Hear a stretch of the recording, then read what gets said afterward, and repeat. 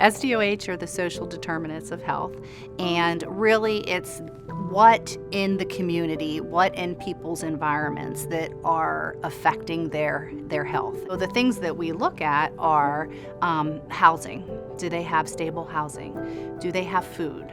Do they have transportation? And the thing that is really crazy is I'll be talking to somebody and I think that like they have everything they need and everything is good. But when you start asking them those questions, you know, they really shock you sometimes.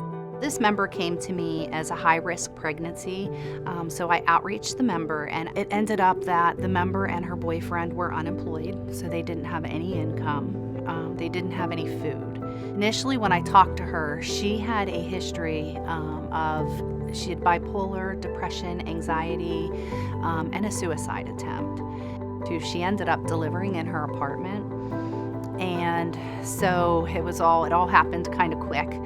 Once I identified that the member really could benefit from a social worker referral and the member was agreeable, I got Renee involved. So I followed up with her when she was discharged home with the baby, and we talked about, you know, what her needs and concerns were. Tara, the nurse, was reaching out about her high-risk pregnancy needs, and I was reaching out to her based on her social determinants of health needs. I provided her with a lot of guidance and, you know, direction on resources to meet her needs: financial, food assistance, transportation, how to apply for WIC, which is the Women, Infants, and Children's Program, to help the child. You know, with a little bit of support from me, she was able to, you know, get some of her needs met, but it wasn't all done on the second call. But by our last contact, she had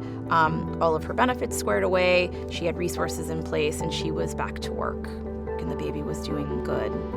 I love what I do because it's very, very rewarding to have such a positive impact on our members. Giving the member the resources and making those resources available so that they can use those to have the best outcome and to stay healthy and to, you know, for their well-being.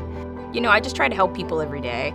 Like I try to give them 100%, you know, connect them the best that I can.